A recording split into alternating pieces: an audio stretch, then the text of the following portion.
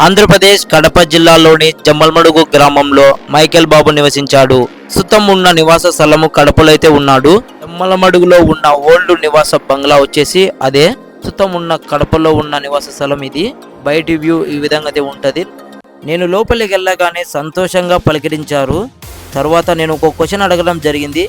మీ పాత రాజకీయ జీవితం ఏ విధంగా జరిగింది సార్ అని అడిగితే సార్ ఈ విధంగా చెప్పడం జరిగింది నాకు.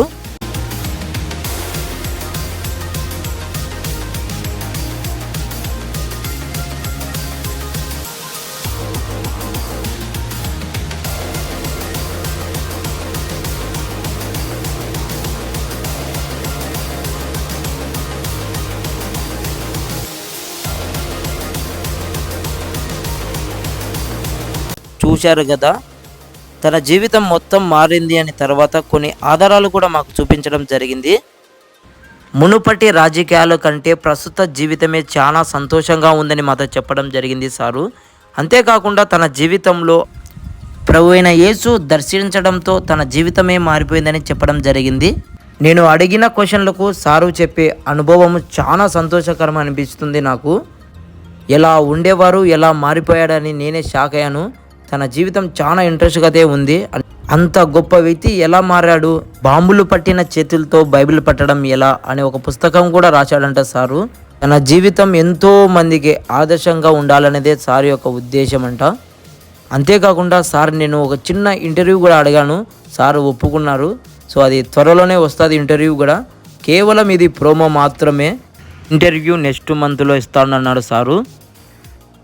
మైకేల్ అంటే కేవలం ఫ్యాక్షనే కాదు, బాంబులు పట్టిన చేతులతో బైబిల్ పట్టడం ఎలా అని చూపించాడు.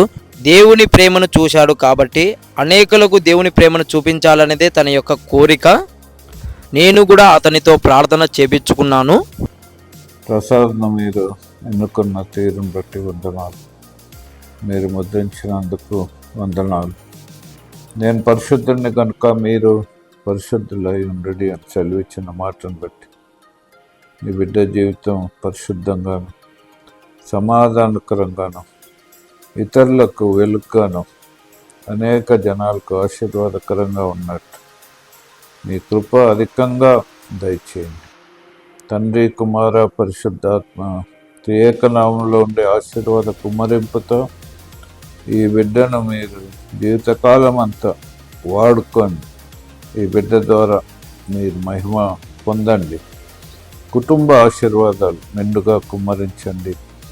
మీ సేవ చేయుటకు ఈ బిడ్డను పరిశుద్ధపరచండి. యేసుక్రీస్తు ప్రభు నామం బట్టి వేడుకుంటున్నా తండ్రి, ఆమేన్. ఓకే ప్రసాద్.